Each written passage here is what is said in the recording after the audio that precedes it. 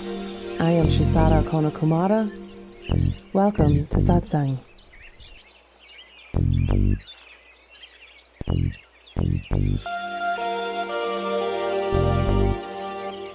You are beginningless.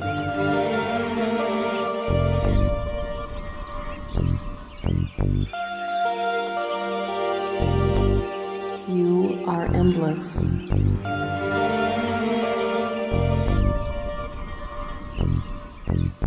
You are divine.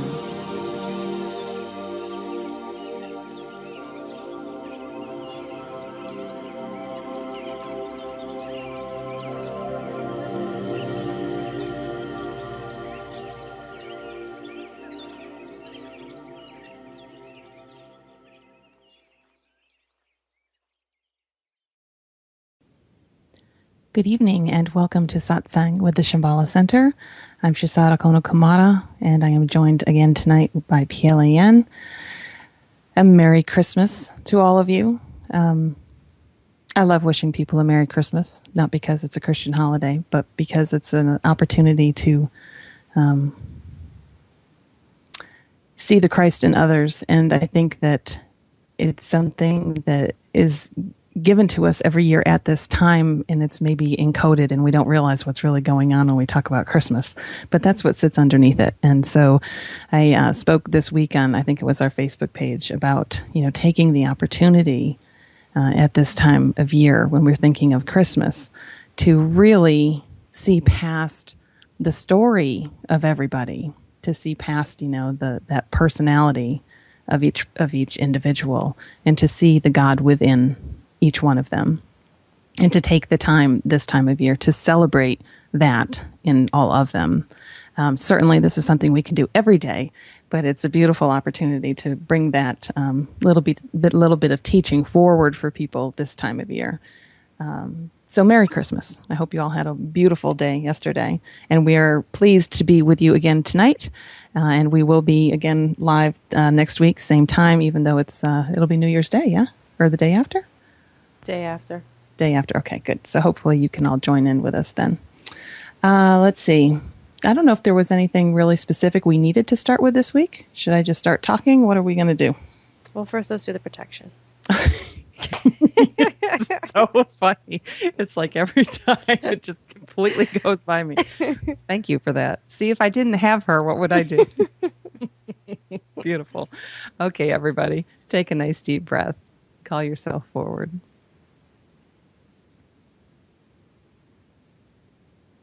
Mother, Father, God that I am, through the great central sun hierarchy, through the office of the Christ, through the order of Melchizedek, I call upon Archangel Michael to bring the sapphire blue ray. Cut away, cut away, cut away anything in all of our four lower vehicles not emanating directly from our I Am presence.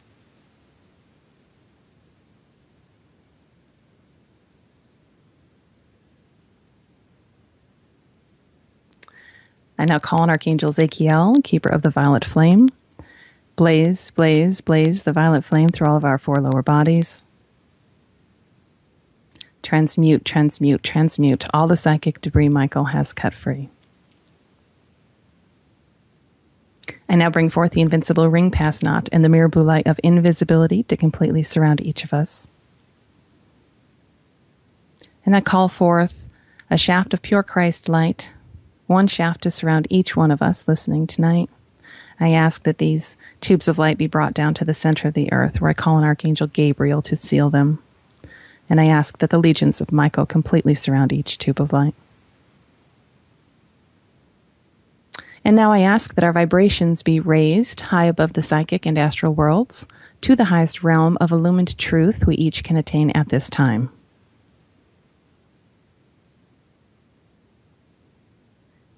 And now, Mother, Father, God, we place ourselves in service to you and to humanity. PLAN and I place ourselves in service to this group tonight. We ask that only that which is direct from you be permitted into our perceptions, and that all else of the lower mind be kept out. And we ask that only that which is direct from you be permitted through us. And because we have asked this, we consider it so. So be it. It was actually quite funny because when I called Michael in, The energies have been really crazy. And I asked Michael to cut everything away, and he gave me a look like, whew. Like, wow, there's a lot to do tonight. So if you're one of those people who has been sitting and struggling with the energies, you are not alone. It is nasty. There's another wave moving through right now, and it's just it's really a kicker. Again, I will remind you, it is only energy. Allow it to just move through. The thing that people don't understand.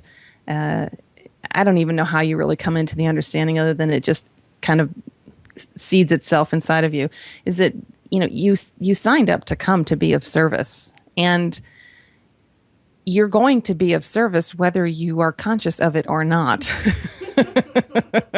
Right. It was an understanding that I came into a long time ago. I actually had this thing of, I have to, what is it I'm supposed to be here to do? Like, what's my mission, right? Now, certainly we all have a mission that we can propel in this lifetime.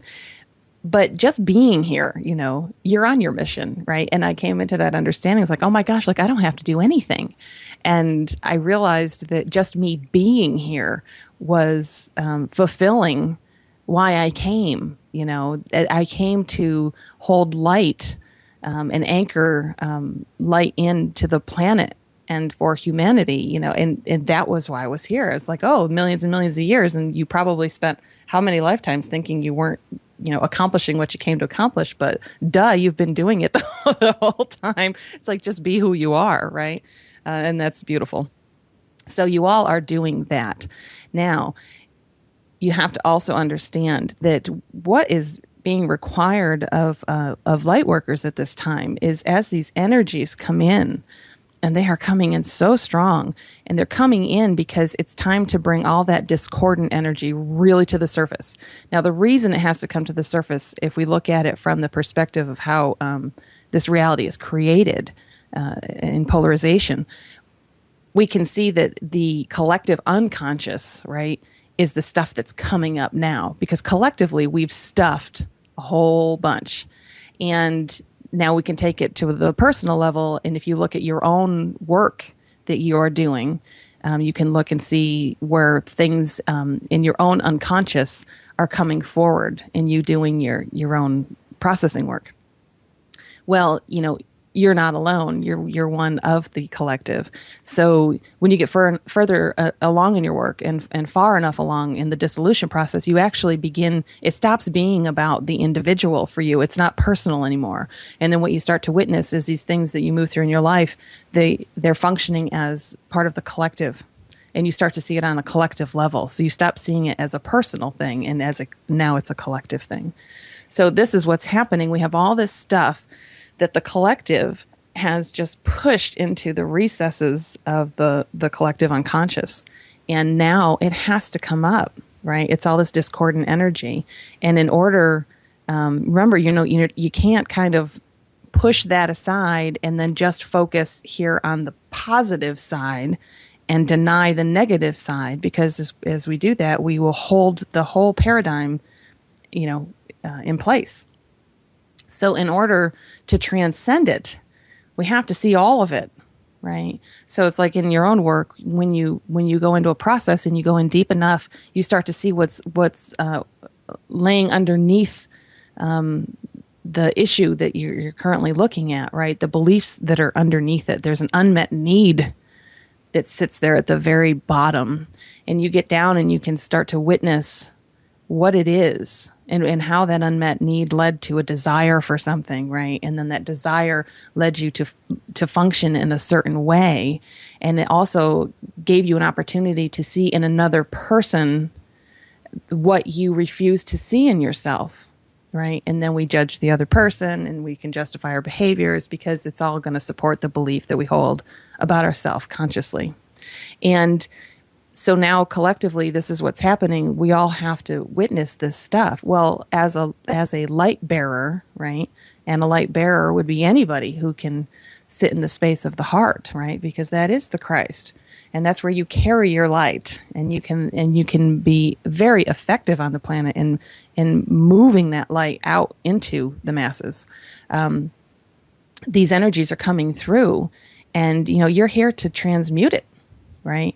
So again, you may not be aware that you're doing it, but that is why many of us are here. We're doing collective transmutation work on the planet, and it is incredibly draining. So for those of you who have been just physically exhausted for the last month, but especially the last 2 or 3 weeks, that's why you are doing work on levels that you can't even comprehend right now. And just be easy on yourself. Recognize that if you just feel tired, and there's no, obviously from a personal standpoint, you're going to want to look and see, why do I feel so tired? Don't engage in that. You don't need to. Just recognize that the body's tired and go take a nap. Go to bed early, get up later if you can afford to do it, however that works for you. But take it easy. There's no one saying you have to do anything different. Call in sick for a day. That's what those sick days are for, right? So just be aware you are working very hard right now. And, even if nothing else seems to be happening in the world, but if you could just stay centered right now in the middle of all of the chaos and just everything that's moving, then you are being of huge benefit to humanity. So hopefully that's a nice positive note to start. Because it's been rough. I know people are really, really struggling. And I'm a little sheltered from the masses. I'm not, this is what I do. And so I'm not out in the public a lot. I don't go to work and where I'm having to deal with people. And, I'm not like in a retail environment where you're really dealing with the public, that kind of a thing. And the people that I know who are in those kinds of jobs are just seeing just the craziest behavior out there. Really, like people just flying off the handle at nothing. And so this is exactly what's happening. People are everything is going to be a trigger for people now. We're really seeing this. And it's going to be very strong for the next, definitely the next week or so, and maybe a little more than that. So, yeah. You're laughing. What do you have to say to that? Just hang in there. Just hang in there. All right. So maybe this is a good opportunity. We'll move into something. I had this beautiful chance to respond to a comment someone made on our Facebook page. And I love it when people make comments because, it's one of those things like my job is not to necessarily to give people the warm fuzzy all the time. Sometimes my job is to point out where people are falling short in something they can see. And so I'll use this as an example. On our Facebook page, I think, Pialian, you were the one who posted that, weren't you? I did, okay. Yeah. So I'll read this actual posting to you because it's beautiful. So let me read this to you. It was a quote from Sri Ramakrishna Paramahansa. And it says, "Divine love is the rarest thing in the world. He who can love God as a devoted wife loves her husband attains to divine love. Pure love is difficult to acquire. In pure love, the whole heart and soul must be absorbed in God. Then will come ecstasy. In ecstasy, a man remains dumb with wonder. In divine love, one entirely forgets the external world with all its charms and attractions. Even one's own body, which is so dear to one, is easily forgotten. In ecstasy, the whole mind remains absolutely fixed upon the Supreme. Those who are mere scholars and have not attained divine love confound the minds of others." So we had a dear member of our Shambhala Center group chime in on this. And this is beautiful, and I'm going somewhere with this. But let me just read to you just the response. And the response, this was a beautiful response. The person said, "I only have a problem with the quote-unquote maleness of this attitude. Love God as a devoted wife loves her husband? That is the problem with the Indian way of thinking. The woman has to be loving and obedient. How about loving God like, quote, a lover deep in love? Sorry, had to get it out there. And it's a beautiful comment. And so taken, now remember, when we're looking at things like this, we're looking from multiple vantage points, right? And what serves in one reality does not necessarily serve in another. So if it makes sense for me to do so, I'll read my reply, if I can. It's a little far away from me. I don't have my glasses. Okay. My reply was, thank you for expressing your viewpoint here. It is well taken, and I do agree that within the traditional Indian culture, the concept of quote-unquote devoted wife has not been an empowering one for women. This presented, now here's the point, this presented itself to you as a wonderful means of allowing you to see something deeper about your beliefs. Your own history has served to color the way you perceived this piece of writing. It is the perfect example of what we call the superimposition of the unreal upon the real. Now, you'll remember this if you've been with us from the beginning, because we definitely covered this, maybe show 2 or 3. Okay, so this is a beautiful example of that. For someone without your background, and this person does have a background in Indian culture, okay? So for someone without your background, the quote is taken very differently. Looking past any religious or cultural set of standards and only reading the words, I see it as a beautiful compliment to the woman who experiences true devotion toward her husband. The writer even describes this devoted woman as divine in her love for her mate. One of the greatest freedoms attained through the work we do at SCSA is the ability to see something for the beauty of what it is, rather than the discordance of what we always perceived it to be. To have the eyes to see and ears to hear is a precious God-given gift, which has to be freed from the constriction of the personal self and its matrix of worldly beliefs. So to go back, this is a really good opportunity for me to use this as a teaching tool, because is it true that because this particular person has a background in that culture, is the comment true? You know, and we can look at it and say, well, sure. I mean, if you're familiar with traditional Indian culture, I mean, I don't know if they do this anymore, but traditionally, if the husband predeceased the wife, when they had the funeral pyre for the husband, the wife was expected to throw herself on it. She's laughing. I don't find it funny myself, but Peeling finds that hysterical. It's ridiculous. I mean, imagine. And that was the mark of your devotion. So for this person who responded, of course, from that place, her response makes perfect sense, right? Of course. But our job as seekers, right, is to start to see past that. Because what happened is that the experience that this person carries into anything that is being read, right, is actually coloring the way the person perceives it. And so you actually don't get it. It's like it is the snake and the adept, right? It's the adept who sees the snake and has a heart attack and keels over, and it's just a rope. And in this example, it's the same thing. You know, this particular, now of course underneath it there's a picture, right? And the picture is of Sri Ramakrishna. So it's a male, Indian male. Okay, so of course that's going to add to the story, right? Now, if you didn't have a picture, you had no idea who that person was, and you had no idea that if it was male or female.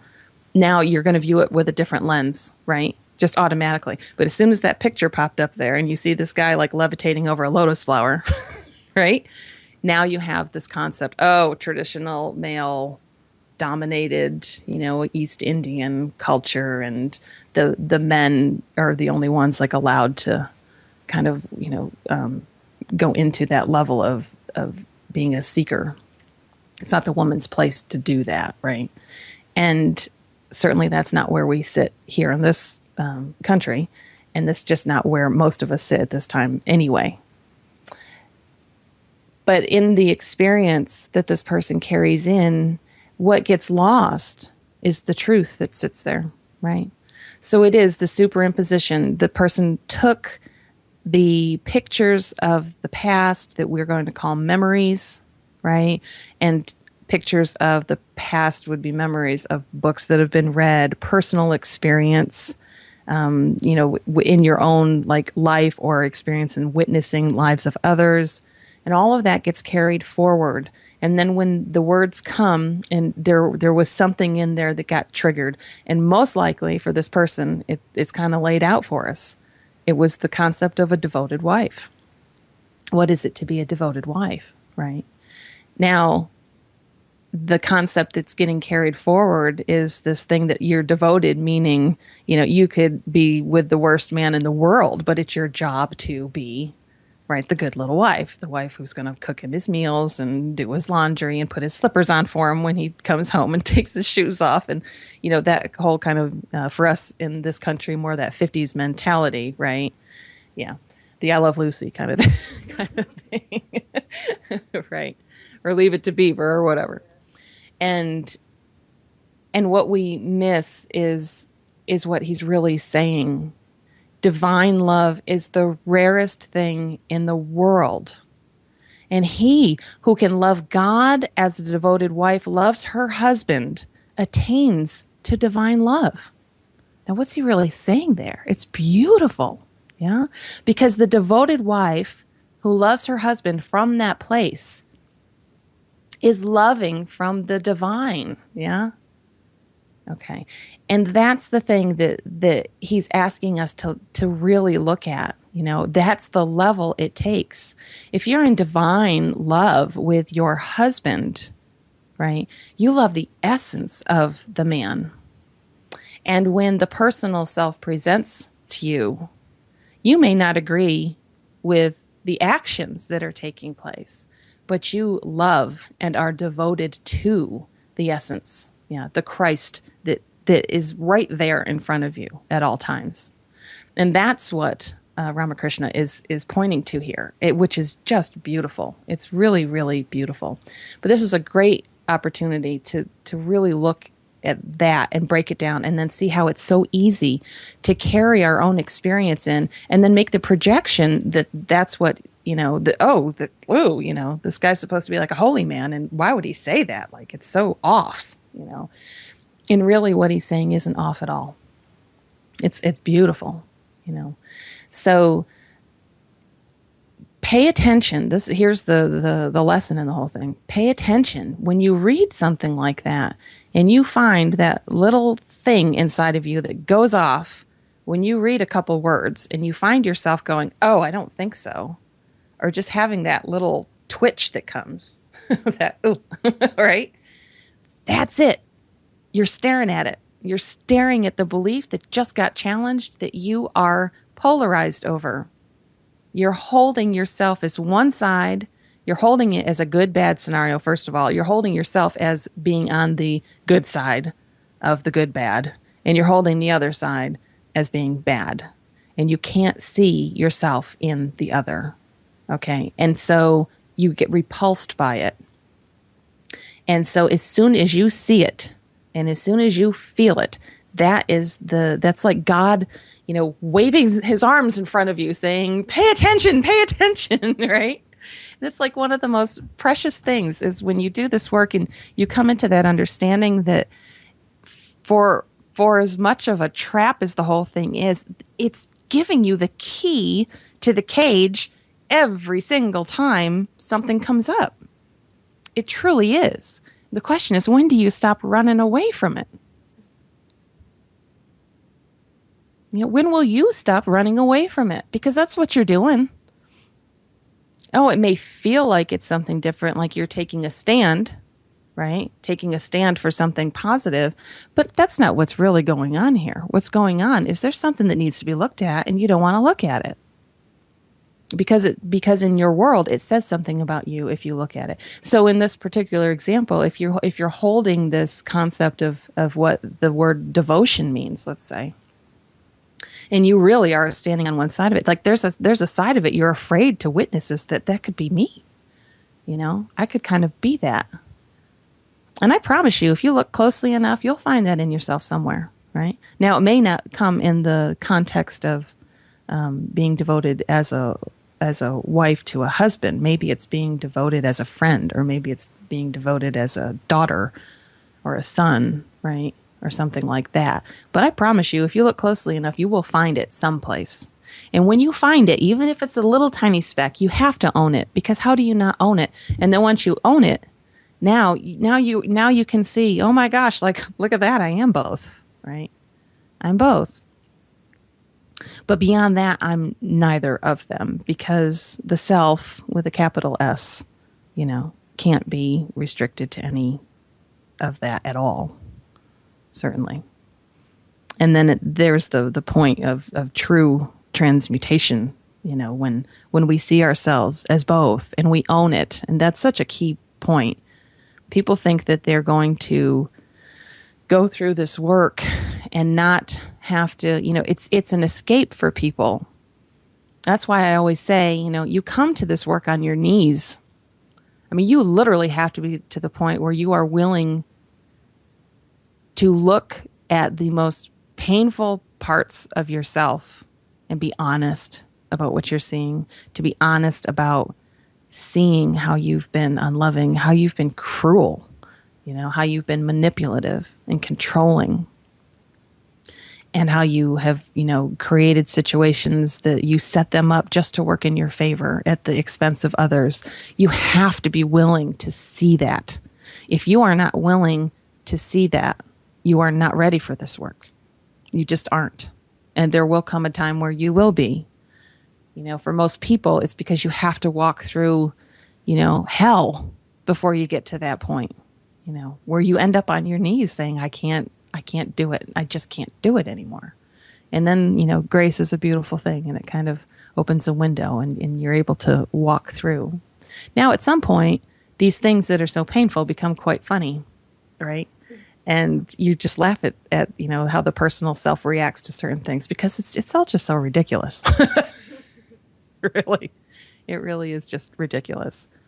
But it takes a level of surrender that is incredibly difficult to walk through in the beginning. The ego is very, very good at protecting itself. And it's worked so hard to create the reality that you're experiencing. And it's like it is very primal. And if you look at an animal that's being threatened with death, it will do everything in its power to stop it, right? It's not like an animal just lays down and is like, oh, fine, go ahead and just kill me, right? It's just it just doesn't happen that way. And your own body is the same way. It fights the concept of death because it sees it as some kind of an ending point. And it's scary. It's just scary. And you have to be very courageous to do this work. I mean, I say this to my students all the time. I must have said it to you. Yeah? Oh, yeah. And they don't believe me. Until some point, I was sitting with someone, I can't remember when it actually came up, but in the last probably 3 months, on several occasions, he has looked at me and been like, wow, this work is really hard. I'm like, yes, it is. It really is. But then again, it's really not. Yeah. Because as soon as there's enough detachment there, then it's not, then it's just the objective observer is the one who's really just watching and can report on what's happening in the personal self without any attachment to that story at all. And then at that point, it's kind of funny, because it stops being so personal. And when we take it personally, of course, we're always, offended and all that. So it's like part of my job is to offend people. So, and that may be what happened here. Maybe my response was offensive. Good. I'm glad. Let it be offensive and take that as your opportunity to look deeper. Why was it offensive? Why did you feel taken aback? Oh my gosh, there was an expectation most likely when the response was given that someone would agree. Well, I did agree to a certain extent, but it's not my job to sit in someone's story with them. My job is to help them see past their story. Yeah. So I can acknowledge that, yeah, from a certain vantage point, that's absolutely true. But that certain vantage point is not real. It's part of the illusion. So do we want to sit and we want to swim around in each other's illusions for the next 26,000 years? Or is it time to kind of, put our big boy pants on and step forward into the work, humble and willing to see the worst of ourselves? Because that's exactly what it takes. Now, let me lead into another thing. I wanted to talk about what I call third-party communication. And this is a really big deal. And so I felt like this is a good way to kind of move into this. If we go back to what we just looked at, we have a person who does have a personal experience with something. And so the person took the opportunity presented to then not in this scenario really give the experience, but we got it enough, we have an understanding that this person has personal experience with this. So here's the thing. If you're reading it as an outsider who does not know this person, okay, what happens is you take that information in, and remember, again, that the lower mind is like you've got this incredible, what did you call it? Receptacle that's like a huge memory bank on a computer, and it takes in all the information that's presented. So here, where everything is polarized, it's taking in both sides of everything, right? And then what it does is, at any given time, it can always go back into its database and pull out certain pieces of information that seem to be applicable at the time, right? And they'll pull it, and then it'll pull it forward, and it'll say, oh, look, I have proof here because this happened, and here it is, and now I can use it to prove to myself that this new thing that just came up has support, right? Does that make sense? Mm-hmm. Okay. So here's the thing. You guys are all going to hate me after today. Merry Christmas. Here's your Christmas gift, right? Here's the thing. The thing is that when you speak, let's say Pielian and I are sitting here together, okay? And I start talking to her about another person that we both know. And let's say I start telling her some kind of a story where another person did something that I view to be bad, okay, lack of a better word. And now we're going to talk about it. I just did an incredible disservice to the person who is not present. And the thing is that whenever you speak of someone who is not present with you, the thing is that that person has no opportunity to present their own side of the story. They have no opportunity to defend themselves, right? And what ends up happening is the person that I'm speaking to, in this case, Pielian, just got her head filled with information from me about my personal experience, and we'll assume I had personal experience, with this other person. Now, let's keep in mind, it wasn't her experience. It was my experience. Now, because, I'm her guide, she's most likely going to believe me, isn't she? Now, put yourself in this situation. You're talking to a friend about another person. Oh, did you know, you're sitting at Starbucks having a coffee with a friend, and they're like, oh my gosh, you wouldn't believe what Judy did this week with her boyfriend, blah, blah, blah. And it starts this whole thing. Now, the two of you are holding an opinion about another person or multiple people that you've got no business holding. Because first off, if you weren't there, how can you even attest to it? Right? And secondly, just because I have one experience does not mean that you're going to have the same experience. And this is the thing that people love to use this as their excuse. Well, but other people agree that person's like that, and they use that as their justifier, yeah, for being in judgment the way they are. It's okay for me to judge because everybody agrees, he's like the worst boss ever. Everybody agrees. Is that right? Now, if I didn't know anything about this person and I went into work for him, who's to say I wouldn't have a beautiful experience having him as my boss? If I have nothing to base anything on and I walk in fresh, you have no way of knowing the experience that I would have. Now, here's the thing. If this communication takes place, now I have this thing that sits in the back of my head about this person. And there's an energy that's built. So like we'll go back to the original one. I'm sitting and talking with PLEN about this other person. Now we have a triangle and an energetic triangle that's built between the three of us. And it sits there. So when we're around this other person, maybe it's just PLEN is around this other person is going to feel that energy. And she won't understand why. Or he. Okay?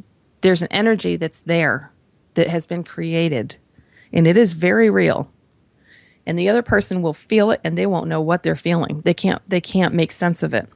And they probably won't even be conscious of it. But they'll feel it. You can't not feel it. Okay? People who are highly sensitive will feel it. But we all know the experience of maybe walking into a room where people have been talking about you and you walk in and you can sense it. It's like, ooh, something's not right, Okay, so that's kind of a more in your face example. But that's exactly what I'm talking about. And it can just be very subtle. But that's what's going on. Now, here's the thing. If in the example with me and PLEN, if I had said something about this person and I said, yeah, you just wait and see. She's a liar. I mean, she lies a lot. And you'd never know it, right? Guess what happens? Now you got PLEN sitting over there. She's all love and light, right? She's all love and light. So in her world, she's going to be like, oh, I wouldn't judge her. I would never judge her. Of course I wouldn't, right? Yeah, right. Because here's what happens. As soon as PLEN is around this other person again, or is in a room where someone's talking about this person again, guess what she's looking for? She's looking for proof of the fact that this person is a liar. And if you're looking for something, I guarantee you will find it. Mind is very, very good at coloring your perception so that you see what you want to see. She wants to see this person as a liar now. Okay? She doesn't want to prove that I'm wrong. She wants to prove that I'm right. Okay, and you have to take into account she's got an attachment to me, right? She has her own concept of what it means that I'm her guide. I wouldn't lie to her, right? So if I've said it, it must be true. And it would not be a good thing if she could prove that I was wrong, because what does that say about me now? And what does it say about my capacity to be her guide and whatever else, right? So she's literally looking for it. And it is making a very, very strong impact on how she is perceiving her reality. Okay? This is highly, highly damaging stuff. And we do it every day. What is it to be a good friend, right? The collective would agree that to be a good friend means you're there to listen to someone when they have a problem, be a shoulder for them to cry on. Really. If your best friend comes to you and she's having troubles with her boyfriend and she lays it all on you, is that really a good thing? It's not a good thing for you, I promise you. I promise you, it is not. There aren't until you achieve the state of consciousness where you truly are detached from the personal self, and you are fully capable of seeing the divine in others all the time. You cannot listen to that kind of stuff and have it not impact you. You just can't. You just can't. So this is something to really pay attention to. What is, the trash magazines, right? Star Magazine, is it? Like what are those people and those kind of magazines? Inquirer. Oh, the Inquirer. I want to know. That's right. I want to know. They are just, they're just terrible. They're just terrible. I mean, these poor celebrities, and people love to justify, talking about celebrities because, well, they wanted to be famous, so therefore, they deserve it. Oh my goodness, are we really? Is that really who we are? Never mind that we could celebrate them for their gifts and, applaud them for what they have done and try and stand in their shoes and say, wow, it must be incredibly difficult to not be able to move freely in the world. It must be incredibly difficult. Like think about this for just a second. You love to bash on Justin Timberlake or something, right? think for a second. Here you have a person that all he ever wanted to do was sing, right? It's his passion, and he knows he's here to do it. And with it comes this horrible burden that he can't be himself anymore. He's kind of, locked into this sentence of, well, yeah, you can sing, but it comes with this terrible thing. You can't go out in public anymore, without being followed by people all the time. They're looking for like the worst picture they could possibly take of you so they can stick it on the cover of the Inquirer, right? And then have everybody in the country talking about you. Oh my God, Kirstie Alley gained weight again, like whatever it is. It's just ridiculous. But that's what we've come to. The poor president of the United States, oh my God, he can't catch any slack from anybody, right? Really. And I love this, because I love the hypocrisy in Christianity, because people love to call themselves Christians, but yet they're the first ones, a lot of times, from what I see over and over and over again, they can be the first ones to just cast that stone. Boom. Right? And we're called to do more than that. It's not serving anything other than supporting your own sense that in that moment when you say something hurtful about another person and they're not there, whether if it's someone you know, someone you don't know, you've never even met, in that moment, it serves one purpose. And the purpose is it makes you feel better about yourself. And you have to do it at the expense of another. And that, from where I stand, is heartbreaking. I watch it with my children. I've told you, I have 3 children, 9, 10, and 13. And it's only been very recently that I started seeing the little egos becoming more manipulative with each other. And I'm watching what's going on with them. And there are times where I just want to shake them because they just can't see what they're doing to each other. And it's so frustrating to stand on my end. I understand exactly what's going on. But when you're in a space where you just love, and you see people across from you who love each other just as deeply, but they can't see it, yeah? And so they do these hurtful things to each other. It can break your heart, and bring you to tears. It can be really painful. It seems like the deeper you go in your work, the more you feel the pain of humanity. You feel of course, here, everything, you've got to experience everything, right? So you go into states of incredible ecstasy, but at the same time, you can go as low as it gets, right? And that's why I say this is not work for the faint of heart, unless you're willing to sit in really deep pain at times. You can't do it. It's like the lower mind likes to become very numb. TV's really good for that. Helps you kind of numb out, right? And the more it's been, actually, I'll share a little thing. It's been a beautiful thing. I watched my husband very recently move through an experience that I had some time ago. And it was so beautiful to see it in him. We were watching we don't have TV, but we do have Netflix. And I think we were watching a movie, or it may have been like a serial TV show that, is probably 8 years old and we're just now seeing it. And something happened and a person was murdered on the program. And I actually, my husband's very much a man's man, right?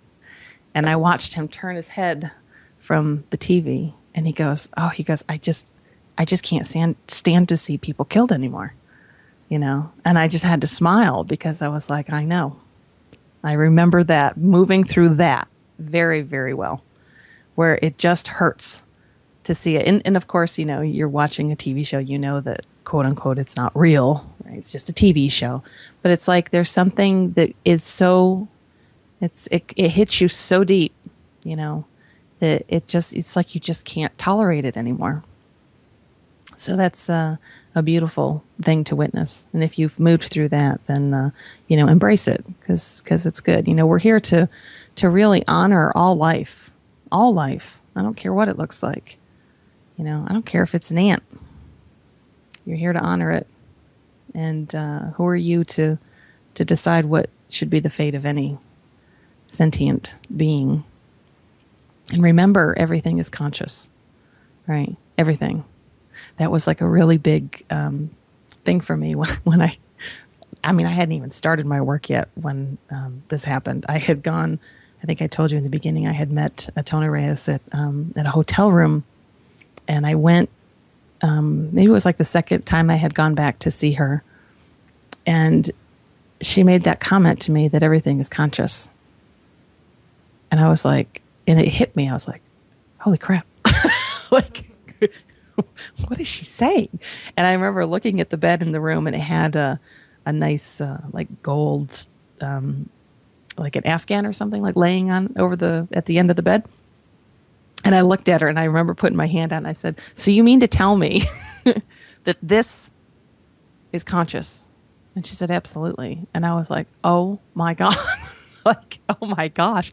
Because we move through our world thinking that just people, we exalt ourselves, that we're this certain place, and then the animals are below us. And, and there is a level of truth to that, just as far as the evolution of what's going on. But then we think of all of these things around us as being nothing but matter, right? And it's just not true. Everything we experience as matter is built of elemental consciousness, and it is conscious, and that's why I loved with Toy Story, right? With the toys that come to life, and not that they come to life, but they're living, and the people don't witness it. And then you realize, so the kid picks up a toy and just chucks it against the wall. And it's like, but that toy just experienced that, right? I love that movie. I think it's really powerful. And actually, so when you really start to allow that to sink into your consciousness, it's like you find that you walk much softer in the world. And, the things that you lay your hands on, it's all sacred, right? And that's the thing it's kind of missing here. In the illumined worlds, everything is sacred. It's just, there's no better word for it. It's sacred because we know all of it to be God.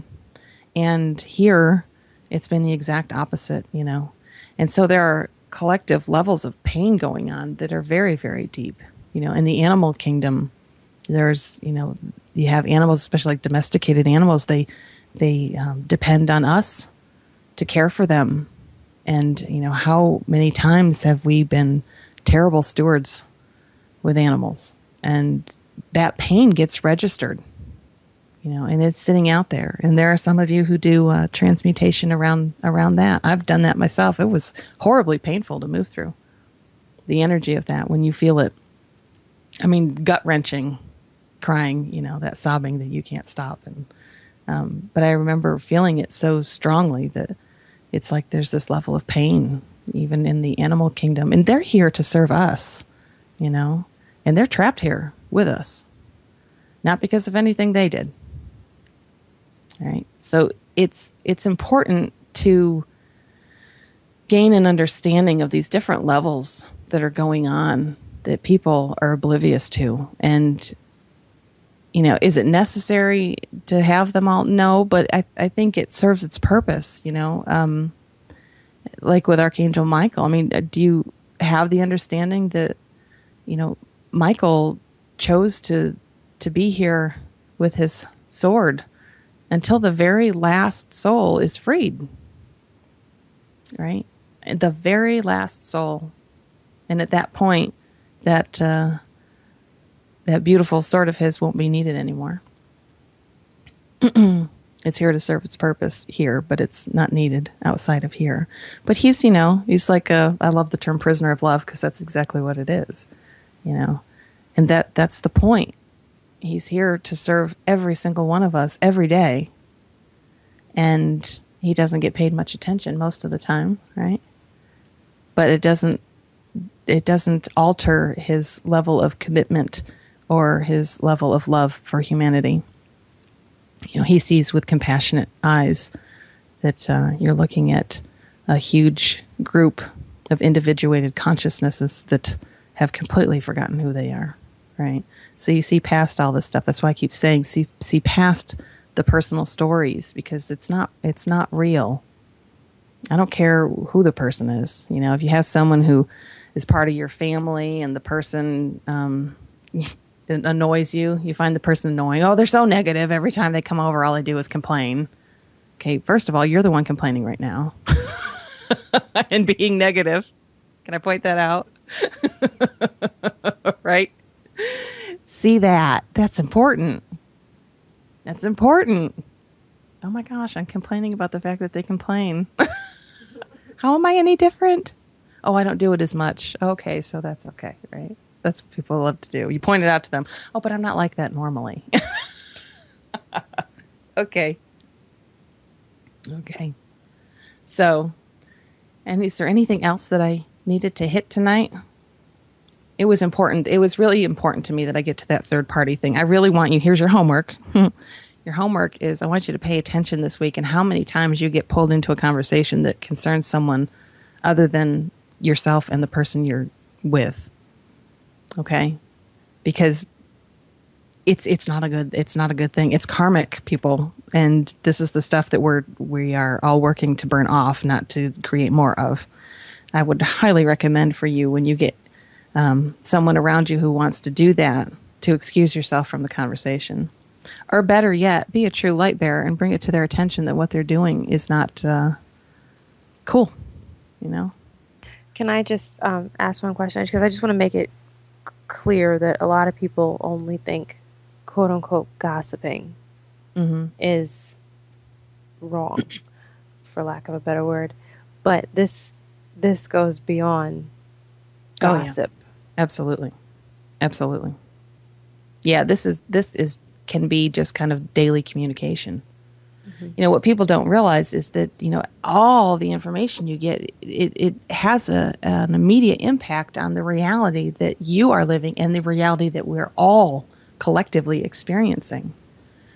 And this can even go, you know, you could take it to like a person who gets sick and goes to the doctor, and the doctor says, you've got this, right? Now, we just took that piece of information in, right? Oh, well, it's true because we know doctors have done all the scientists have done all the studies, and this is what leads to that, and blah, blah, blah. Now there's this whole story that's built up. Well, it's no wonder that the story usually plays out in a certain way, right? Because the collective is holding it as true.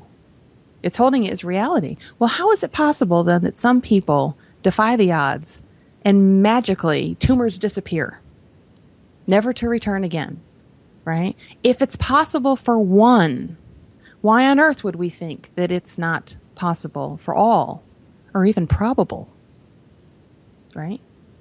I mean, you weren't created as a fallen being. That's not who you are. This is the perfect segue into our song at the end of the night here. We are here, you know, the Christ is present right now in every single one of you. The Christ, not a person, right? The Christ. It is that consciousness that knows itself to be one with all, knows itself to be God, the one. And that's what we're here to bring into this polarized world, so that we can transcend the need that has been sitting there to have this chaotic environment to experience, because it's just not necessary, and it's not who you are. It never has been. It never will be. You know, none of it ever really happened. You've all heard me say that over and over and over again. At some point, for each one of you, that's going to register, and you're going to be like, "Oh my gosh, she's absolutely right." You know. So we're going to end the night with a song. The song is "Oh Holy Night." So those of you who are of the Christian faith will know it, and most of you who aren't will know it too, because it's so popular. And the song, you know, don't think of it in the terms that you are thinking of it, you know, traditionally. We're not thinking about a baby. It's not about looking at the baby. It's about the birth that we're seeing now, even, of Christ consciousness on this planet. Every one of you is going to wake up Every one of you is going to wake up. And that is the birth of Christ consciousness here in manifestation and physicality.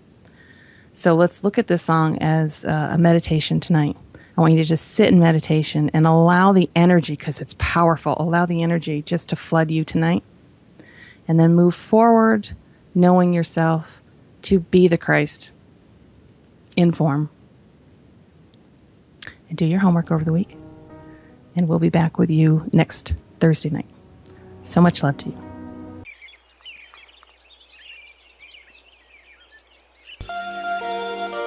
You are beginningless. You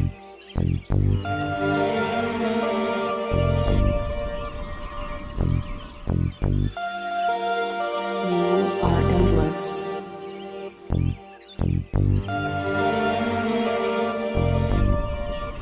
You are divine.